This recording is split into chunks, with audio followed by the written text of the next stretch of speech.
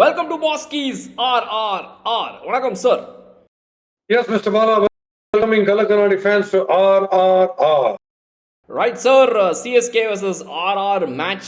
RR உடைய last match of the season ஒரு வெற்றியோட வந்துட்டு முடிச்சு வச்சிருக்காங்க. என்னென்ன விஷயங்கள்லாம் அடுத்த வருஷம் சரி பண்ணலாம்னு பார்க்கறதுக்கு. அந்த அதர் எண்ட் சிஎஸ்கே இன்னும் ஒரு மேட்ச் பாக்கி இருக்கு. ஒரு தோல்வியை சந்திச்சிருக்காங்க. எப்படி இருந்துச்சு சார் சிஎஸ்கே RR மேட்ச்? RRக்கு last match of the season but not the last match of the season. So அவங்க ஜெயிச்சிட்டாங்க, கன்வின்சிங்காக அடிச்சாங்க. சரி, நமக்கு என்ன பாயிண்ட் இருக்கு, நம்ம அவுட் ஆஃப் த டோர்னமெண்ட் ஆச்சு. பட் தோனின்னு ஒரு பர்சனாலிட்டி அவருக்காக பார்க்கணும்னு தோணும். ஸோ எம்எஸ் அப்படின்னு சொல்லிட்டு தான் பார்த்தேன். வேற மாதிரி எம்எஸ் ஆயிடுச்சு. என்னன்னா மீக் சரண்டர் ஆயிடுச்சு. ஒரு ஃபைட் இல்லாம சர்வ சாதாரணம் நீங்க எடுத்துங்க, இந்த மேட்ச் உங்களுக்கு தான், ஆரம்பத்துலேருந்து இது உங்களுக்கு தான் அப்படின்னு நடுவில் ஒரு பிரீஃப் சின்ன ரே ஆஃப் ஹோப். நடுவில் கொஞ்சம் பேட்டிங்லயும் ஆரம்ப போலிங்லயும் கொஞ்சம் ஹோப் இருந்தது. Otherwise starting and finishing clearly in favour of RR. Yes, அந்த ஸ்டார்டிங் அண்ட் ஃபினிஷிங் அதில் வந்து ஆர்ஆர் எடுத்துக்கிட்ட அந்த ஒரு effort was very good to watch sir. Because இப்போ இந்த எண்ட் ஓவர்ஸில் வந்துட்டு சிஎஸ்கேவுடைய பேட்டர்ஸ் இப்போ Dhoni and Dube on strike, இவங்க ரெண்டு பேரை அடிக்கவே விடக்கூடாது. இவங்க சின்னதாக ஏதாவது இடம் கொடுத்தா கூட இவங்க சிக்ஸ்னு போயிடுவாங்க. இவங்களை எப்படி நிறுத்தலாம் அப்படின்னு சொல்லி ஒரு நல்ல குட் பவுலிங் சார். ஆகாஷ் மத்வாலா ஆகட்டும், அவங்களுடைய அந்த death bowling last 2 overs was outstanding to watch. இந்த மத்வால வந்து குறை சொன்னோம்னா நல்லா போடுறாரு, நல்லா போடுறேன்னு சொன்னா சைக்காம போடுறாரு. இனிமே சிஎஸ்கே அகைன்ஸ்ட் ஆடும்போது சூப்பரா போறீங்க அப்படின்னு சொல்ற போல இருக்கு. இன்னைக்கு யார்கர் லென்த் கரெக்டா போட்டாரு இன்னைக்கு. ஆனா என்ன ஒரே ஒரு ஷாக்ல என்ன மீளவே இல்லை. அது என்ன ஷாக்குன்னா 19th ஓவர் துஷார் தேஷ்பாண்டே போட்டு 2 massive hitters Dhoni and Dube ஆடும்போது 6 ரன் பாஸ், 6 சிங்கிள் இருந்து எனக்கு இன்னைக்கு கண்டிப்பா தூக்கம் போச்சு பாஸ். இது வந்து கிரிக்கெட்டா, இது என்னன்னு எனக்கு புரியல. அவர் ஒரு பாலுக்கு 2 சிக்ஸ் கொடுக்க ரெடியா இருக்காரு. ஆனா அவர் 6 பால்ல நம்ம 6 ரன் தான் மொத்தமாவே அடிக்கிறோன்றது எனக்கு கண்டிப்பா தூக்கம் போச்சது. அது என்னன்னு எனக்கு புரியல. And I tell you something, match ஆரம்பிச்ச போது ரன் 10 ரன் வருது பர் ஓவர் வந்து. ஏன்னா ஆயுஷ் மாத்ரே வந்து டாப் கிளாஸ் ஆடுறாரு, பவர் பிளே எப்படின்னு தெரிஞ்சு ஆடுறாரு. விக்கெட்டும் விழுது, பவுன்ஸை சரியா கேட்ச் பண்ணாம கண்ணாப்பண்ணான்னு சுத்துறாரு. அந்த ஒருவில் பட்டேல் இஷ்டத்துக்கு சுத்துறாரு, ஆளாளுக்கு சுத்துறாங்க. விக்கெட் விழுது, பட் ரன் மெயின்டைனே ஆயிருக்கு. அது பியூட்டிஃபுல்லா 15 ஓவர் வரைக்கும் பிரமாதமா மெயின்டைன் ஆகுது. 6 விக்கெட் 7 விக்கெட் விழுந்தா கூட கடைசி 5 ஓவர் மெஸ் அப் பண்ணிட்டோம். 200 எல்லாம் தாண்டி எங்கேயோ போகுது டோட்டல் பார்த்தா நம்ம ஸ்லாக் எவ்வளவு பேட் ஆடுறோன்றதுக்கு கிளியர் கட் எக்ஸாம்பிள் இன்னைக்கு தான். All that you have to do when CSK batters are playing, straight up ball, stump to stump, straight on the crease. They will not move 1 inch to the left or to the right. அப்படியே ஆடினு இருப்பாங்க. உங்களுக்கு வேற தாட்ஸே வேணாம் மைண்ட்ல. லீனியரா ஒரே தாட்ல போய் போடுங்க.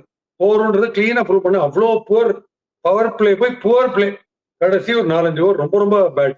So அதில் போச்சு. Coming back to bowling, when we were defending, இனிஷியலா ஸ்டம்ப் டு ஸ்டம்ப் போட்ட போது டாப் கிளாஸா இருந்தது போலிங். அது கலியா இருக்கட்டும், கம்போஜா இருக்கட்டும், 2 பேரும் ஸ்டம்ப் டு ஸ்டம்ப் போடும்போது தேவர் ஃபைண்டிங் இட் டிஃபிகல்ட். பிகாஸ் அவங்க மிடில் பண்ண முடியல. அதனால அவங்க பவுன்ஸுக்கு சக்கம் ஆகி we are going to make a match out of itனு பார்த்தா அந்த ஒரு 2 ஓவர் நல்லா போட்டதுக்கு அப்புறம் ஒரு லைன் ஒன்று போடாங்க பாருங்க. 2 பேரும் outside off stump, outside எக்ஸ்டன். வேணா ஒரு சின்ன ரிக்வெஸ்ட், ஒரு ஸ்டாட்டிஸ்டிஷியன் யாராவது இந்த மேட்ச் நமக்கு தெரிஞ்சதுன்னா ஸ்டார் டிவியில எங்களுக்கு ஒரே ஒரு ஸ்டாட்டிஸ்டிக்ஸ் மட்டும் இதுல சொல்லுங்க. இன்னைக்கு சிஎஸ்கே வந்து நீங்க போலிங் போட்டாங்கல்ல டிஃபெண்ட் பண்றதுக்கு, எவ்வளவு ரன்ஸ் டிஃபெண்ட் பண்ண 180 நாட் டிஃபெண்ட் பண்றாங்க. அந்த ரன்ஸ்ல எத்தனை ரன் வந்து போலர் ஸ்டம்ப் டு ஸ்டம்ப் போடும்போது போச்சு, சைட் ஆஃப் த ஸ்டம்ப்ஸ் போடும்போது எவ்வளவு போச்சுன்னு பாத்தீங்கன்னா 85 to 90% of the runs bowling on side of the wicket. Wide out side of stump, wide out side stump, short ball. Stump to stump length or close ball போடும்போது ரன்ஸே போல. அது கரெக்டா முதல்ல பண்ணுவோம்ல, அந்த ஹோல்டு ஏன் விட்டோம், ஏன் அந்த டைப் ஆஃப் போலிங்க போடல, எனக்கு ஒண்ணுமே புரியல. அதுலதான் போச்சு மேட்ச். வெரி பியூட்டிஃபுல்லி சம்ட் அப் சார். அழகாக சொன்னீங்க மேட்சுடைய முக்கியமான மூமெண்ட்ஸ்லாம் பற்றி.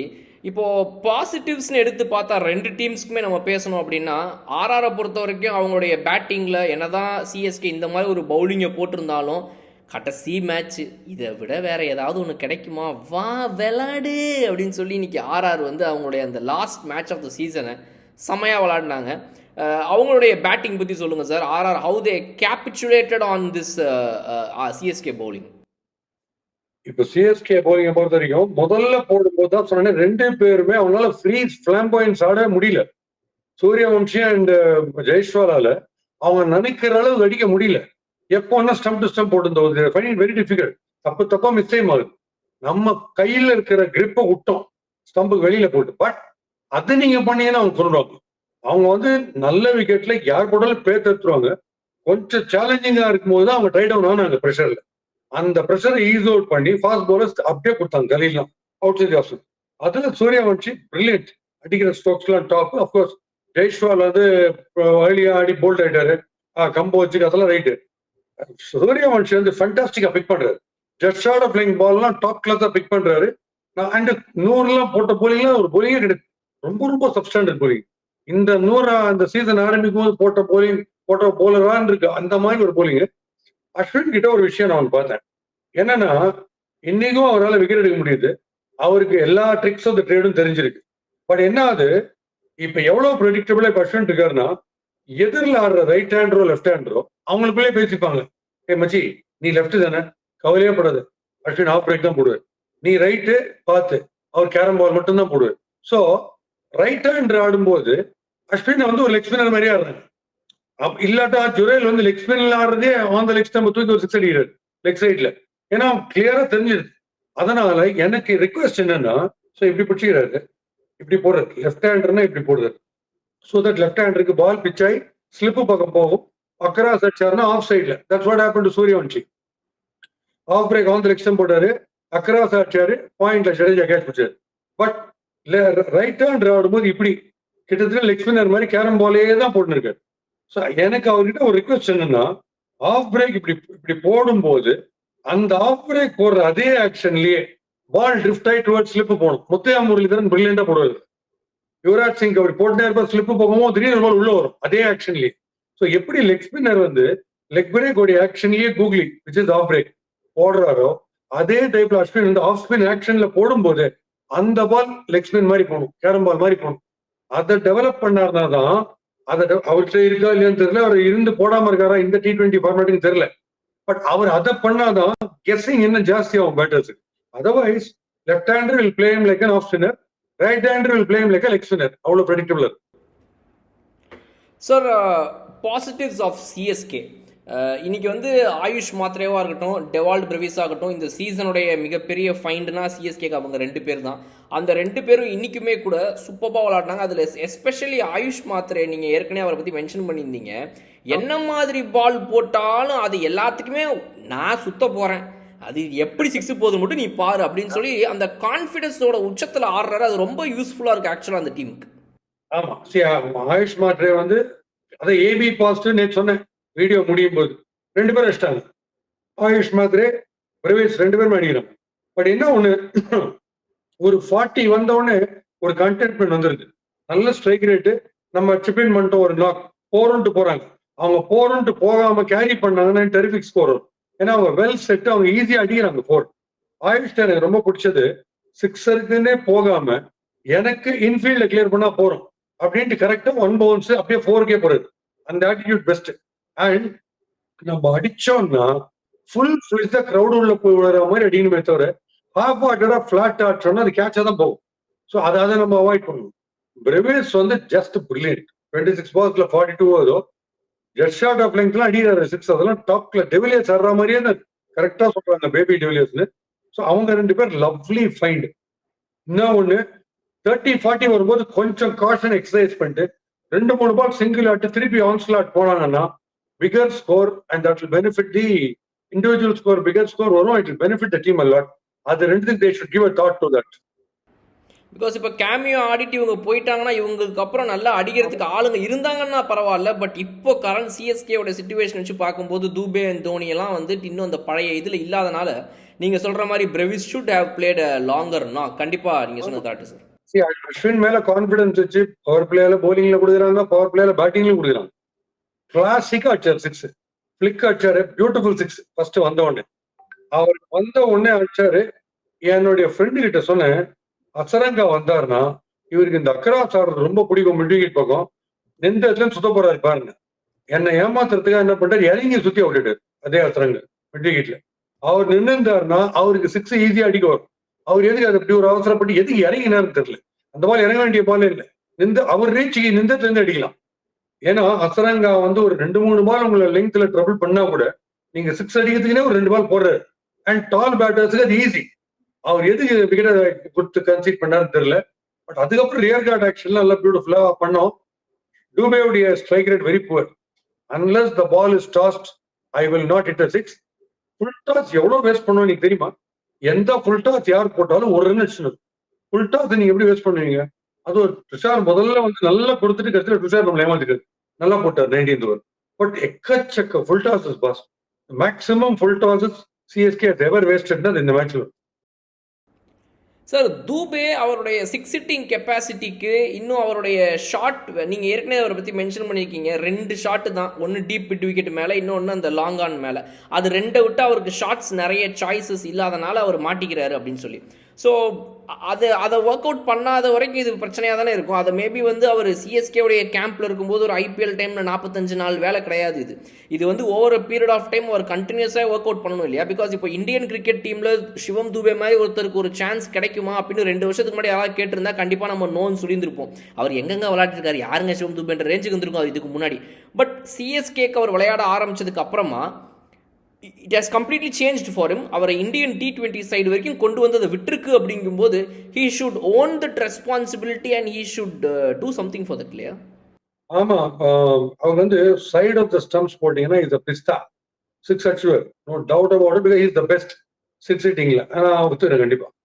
ஸ்டம்ப் ரேஞ்சில் ஆன் டு த பாடி போட்டா ரொம்ப கஷ்டப்படுற, ஏன்னா ரொம்ப ஸ்லக்கிஷா இருக்கு, பேட் இறங்கி வருது. அவுட் சைட் ஆஃப் ஸ்டம்பே வந்தா கூட டப்புன்னு வரமாட்டேன்றதுன்றேன். ஒரு நிக்கலாஸ் புரான் ஆடுற மாதிரியோ இல்ல ஆயுஷ் மாத்திரை இன்னைக்கு சாரி சூரியவன்ஷி ஒரு 6 ஜடேஜாவை ஜஸ்ட் ஷார்ட் ஆஃப் லெங்க் பால் அச்சார் பாருங்க. டப்புன்னு ஷார்ட் ஆஃப் லெங்க் பாலை பார்த்த உடனே பேட் போய் அச்சு முடிச்சாச்சு ஸ்ட்ரோக்க. அந்த ஸ்பீடு கொசு அடிக்கிற மாதிரி இல்ல, பட்டுன்னு தட்டுறதுருக்கு அந்த மாதிரி அடிக்கணும்ன்ற. அதுல ரொம்ப ஸ்லக்கிஷா இருக்கிறதுனால தான் இன்னைக்கு இருக்கிற வீடியோ அனாலிசிஸ்ல வந்து கரெக்டா கண்டுபிடிச்சிடுவாங்க. இதுதான் வீக்னஸ், இப்படிதான் போடணும்னு போட்டாங்கன்னா ரொம்ப கஷ்டப்படுவாங்க நான். ஸோ நம்ம இன்னைக்கு வந்து ஒரு Mohinder Amarnath, Binny and Madan Lal 83 world cup எப்படி ஜெயிச்சாங்கன்னா வெஸ்ட் இண்டீஸுக்கு வேகமா போட கண்ணாமன்னு அடிப்பாங்க. நீங்க 140ல போட்டா அவங்க 280ல அடிப்பாங்க. ஆனா இங்க எல்லாரும் என்ன பண்றாங்க, ஓடி வராங்க 40ல போட்டு இருக்காங்க. 140ல ஓடி வந்துட்டு 40ல போட்டாங்க இந்த 3 பேர். சோ நம்ம முதல் ஒரு 4 ஓவர் போட்டா மாதிரி நாகிங்கா ஸ்டம்ப் டு ஸ்டம்ப் வந்து போட்டுன்னே இருந்தோம்னா அவங்க நிறைய மிஸ்டேக்ஸ் பண்ணிருப்பாங்க. நம்ம அதை பண்ணாம ஃப்ரீ ஹிட்டிங்க்கு ஸ்கோப் கொடுத்தோம். நம்ம நாகிங்கா போட்டுருந்தா we could have easily made a match out of it. அந்த ஏரியாஸ்ல நம்ம பிரசன்ஸ் ஆஃப் மைண்ட் நாங்க யூஸ் பண்ணுவோம். இந்த பிட்ச் அவ்வளவு ஈஸி கிடையாது ஸ்ட்ரோக். அதனாலதான் நம்மளும் ஆரம்ப ஃபேஸ்ல வந்து விக்கெட் விட்டோம், அவங்களும் விக்கெட் விட்டாங்க முதல்ல. ஆனா நம்ம அதை யூஸ் பண்ணிக்கல. when stroke play was very difficult, we failed to make use of that advantage for the bowlers. அங்க விட்டோம். சார் மகேந்திர சிங் தோனி அந்த டீமுடைய மிக முக்கியமான ஒரு அசெட் அப்படின்னு சொல்லலாம். இந்த வருஷம் வந்து it is not is year அப்படிங்கிறது வந்து அவருக்கும் தெரியும், உங்களுக்கும் தெரியும், எனக்கும் தெரியும், ஆடியன்ஸுக்கும் தெரியும். இந்த கொஸ்டின் நான் கேட்க மாட்டேன், அடுத்த வருஷம் தோனி வருவாரா சார் என்ன நினைக்கிறீங்கன்னு. பிகாஸ் அதை அவர்கிட்டயே கேட்டாச்சு, அதுக்கு அவரே சொல்லிட்டாரு, இல்லைங்க எனக்கு இப்போ தெரியாது, ஒரு 6-7 மாதம் வெயிட் பண்ணுங்க என்னங்கிறத பார்ப்போன்ட்டாரு. ஸோ நான் அந்த கொஸ்டின்குள்ளே போகலை. பட் அடுத்த வருஷம் அப்படி அவர் ஒருவேளை வரணும்னு ஃபர்ஸ்ட் நினைப்பாருன்னு நீங்க நினைக்கிறீங்களா? ஒரு வாட் டு யூ திங்க்? கொஞ்சம் ஏதாவது கெஸ் பண்ண முடியுதா? எஜமான் வேலைக்காரன் 2 படம். உடம்ப எஜமான் மாதிரி நாம பார்க்கணும். அப்படி பண்ணலன்னா அது நம்மள வேலைக்காரன் மாதிரி ட்ரீட் பண்ணும். இதை நான் எல்லாருக்குமே சொல்லுவேன் ஃபிட்னஸுக்கு. ஸோ அவர்லாம் ஃபிட்னஸ்ல ஓடினவர். அவராலேயே தாக்கு பிடிக்க முடியலன்னு யோசி. இன்னைக்கு பாருங்க, ஸ்ட்ரோக் பிளேலையும் கால் வந்து to the pitch of the ball இடம் கொடுக்கல. when he is being tormented with nagging length on the crease போடும்போது டக்குன்னு வரமாட்டேது. ஃபர்ஸ்ட் பால் ஒரு கேட்ச் ஒன்று விட்டார் பார்த்தீங்களா, அது நார்மல் தோனி விட்டுருப்பாரு நினைக்கிறீங்களா? அது ஒண்ணுமே கிடையாது. அங்கதான் சொல்றேன், மூமெண்ட் ஆம்பரா இருந்து தெரியுது. அதனால ஆஸ் அ ட்ரூ ஃபேன் எனக்கு வந்து தோனியோட இமேஜ் இன்னும் 100 வருஷத்துக்கு இருக்கணும்னு நான் நினைச்சேன் தான். ஆனா சார் நீங்க வந்து மென்டரா இருங்கன்னு தான் நான் சொல்றேன். கீப்பிங்ல சில ஸ்மார்ட் ரிஃப்ளெக்ஸஸ்ல டெரிஃபிக்கா பண்றாரு, பட் பேட்டிங்ல கரெக்டா மெயின்டைன் பண்றாங்களே, இப்போ அது முடியாது ஒரு காலத்துல. லூஸ் பால் அடிக்கிறார் இல்லைன்னு சொல்லல, பட் லூஸ் பால் போட மாட்டாங்க. என்ன அவன்கிட்ட சந்தீப் சர்மா மாதிரி, இந்த நம்ம மதுவால் மாதிரி ஆளை கொண்டு வந்து நேர கிரீஸ்ல போட்டு இருப்போம். Right sir, will wait and watch. அதுக்கு முன்னாடி ஆர்ஆருடைய பேட்டிங் வந்த பேட்ஸ்மேன் எல்லாருமே வந்து இன்னைக்கு நீங்கள் சொன்ன மாதிரி ஒரு ஸ்டார்டிங்லேருந்து ஆரம்பித்து ஒரு நல்ல ரன் ரேட் அவங்க மெயின்டைன் பண்ணதாகட்டும், இந்த சேஸில் வந்துட்டு சிஎஸ்கேவுடைய பவுலிங் கிவ் அப் பண்ணி அவங்க போட்ட காரணத்தினாலேயோ என்னமோ, பட் அவுட்ஸ்டாண்டிங்காக இருந்துச்சு சார் அவங்களுடைய பேட்டிங் பார்க்குறதுக்கு. இன்றைக்கி வந்துட்டு ஆர்ஆர் மாதிரி ஒரு டீம் வந்து இவ்வளோ சீக்கிரம் இந்த டோர்னமெண்ட் விட்டு வந்து போகக்கூடிய ஒன் ஆஃப் த டீம்ஸாக இந்த சீசன் இருந்தாலுமே கூட they should come back next season அப்படின்னு நான் நினைக்கிறேன். How do you feel Dhruv Jurel மாதிரி ஒருத்தர் போன மேட்ச்ல வந்துட்டு என்னது இது த்ரூவ் ஜுரேல், அந்த த்ரூவ் ஜுரேல் இல்லையே இது அப்படின்னு வருத்தப்பட்டீங்க. உங்க த்ரூவ் ஜுரேல் உங்களுக்காக இன்னைக்கு திரும்ப வந்துட்டாரு. சொல்லுங்க. ஐயோ ஃபண்டாஸ்டிக் பேட்டிங். மேபி அவங்களுடைய bowling ஸ்பின் வந்து இன்னும் கொஞ்சம் பெட்டரா இருக்கலாம்.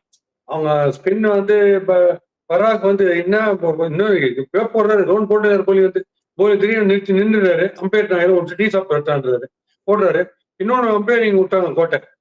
வேற யாராவது அம்பையர் வந்து அதை கொடுத்துருக்க மாட்டாங்க. கோட்டை என்னன்னா கார்னை அவுட்னார்ல அந்த பால் வந்து செக் பண்ண இடத்துல பால் இறங்கி வந்து அது நல்ல பால் செக் பண்ணி அவுட் ஆயிட்டாரு.